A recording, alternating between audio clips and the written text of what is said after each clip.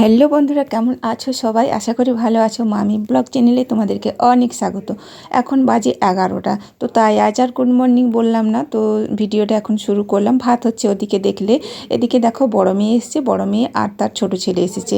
তো গোপী, নাম গোপী। তো বড় মেয়ে আসলো শ্বশুরবাড়ি থেকে।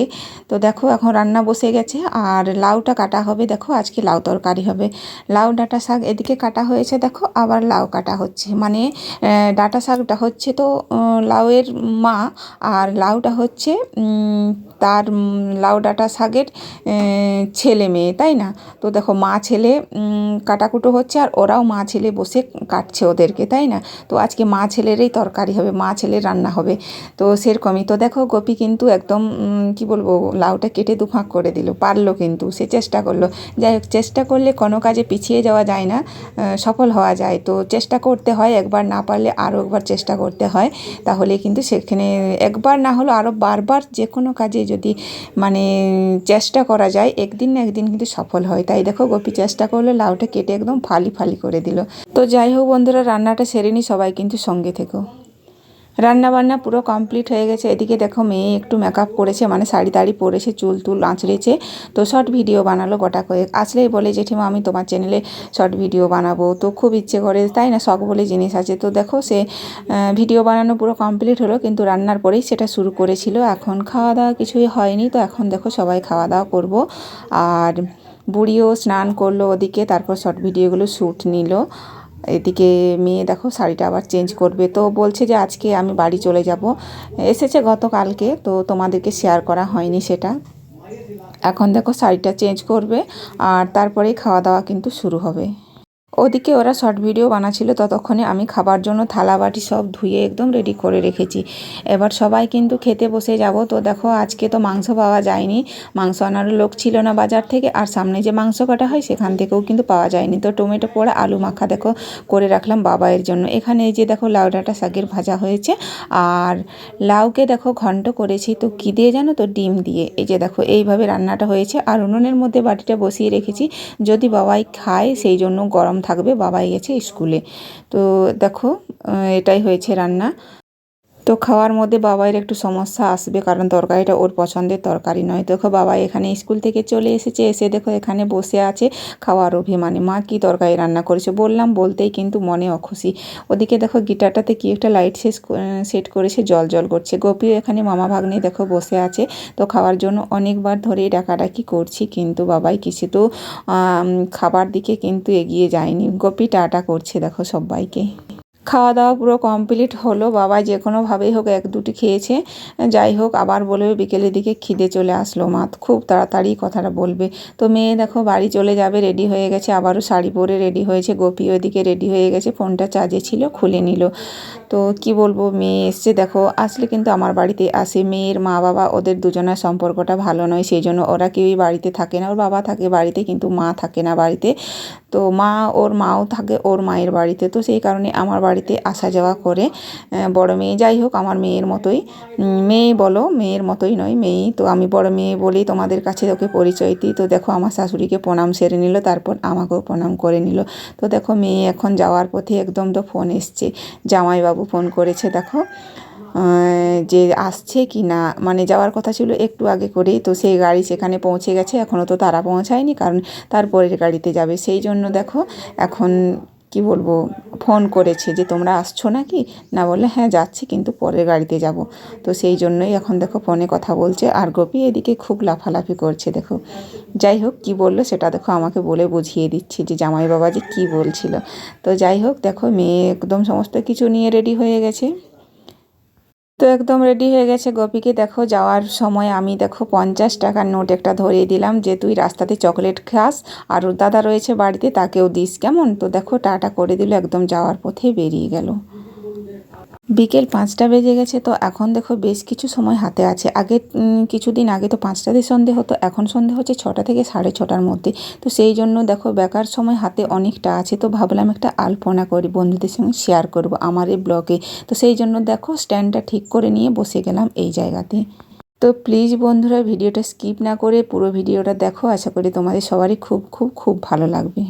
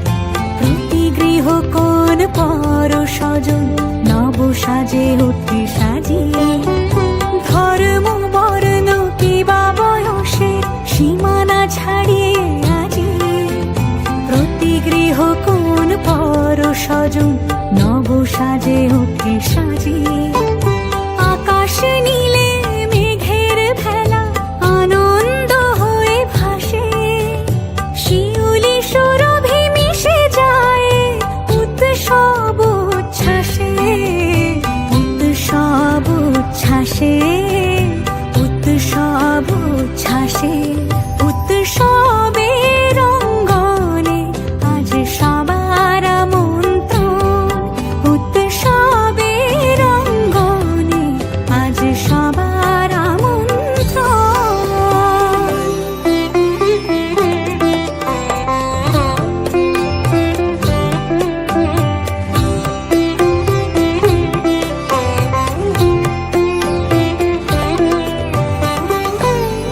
তো বন্ধুরা দেখো এখন কি বলবো রাত 8:30 বাজে। তো এখন দেখো চলে এসেছি মানে ঘরে, দোকান থেকে এ ঘরে চলে আসলাম। তো এখনো কিছু কাজ গোছগাছ করা হয়নি, সবে মাত্র এই দোকান বন্ধ করে এসেছি। তো বাবা এর বায়না আছে আজকে চাউমিন খাবে, তো সেটা বানিয়ে দিতে হবে। গ্যাস তো নেই, অনেক দিনই হলো শেষ হয়েছে, এখনও গ্যাসটা আনা হয়নি ভর্তি ট্যাঙ্কি। তো সেই জন্য কি বলবো এখন উনুনেই সব কিছু কারবার হচ্ছে, রান্নাবান্নার কারবারটা। তো এখন আবার আমাকে উনুন ধরাতে হবে। আর ওদিক থেকে দোকানের খাবার কি নিয়ে এসে যেন খাচ্ছে। যাই হোক এখন ওর একটা আবদার আছে, সেটা আমাকে মেটাতে হবে। আর এদিকে বুড়ি দেখো মহারানী কি করছে, চলো একবার দেখে নিই। তো দেখো এই যে বুড়ি চুল বাঁধছে। তো চুল কেন বাঁধছে বলো তো বন্ধুরা, মানে এখন থেকে চুলের ডিজাইন দেখছে। তো কেন জানো তো, সেটা তোমাদেরকে কিন্তু আমি পরে বলবো কেন। তো দেখো চুল এখানে দেখো কি বলবো, এই যে এদিকে দেখতে পাচ্ছ টিভিটার উপরে এই যে মেশিনটা রাখা আছে। তো এই দেখো বোর্ডে গুঞ্জা, তো এটা দিয়ে চুলটা ভাঁজ ভাঁজ করেছে সামনের দিকে দেখতে পাচ্ছ, তারপর ওপরে খোঁপা করেছে, খোঁপা করে আবার চুলটা ছেড়ে দিয়েছে।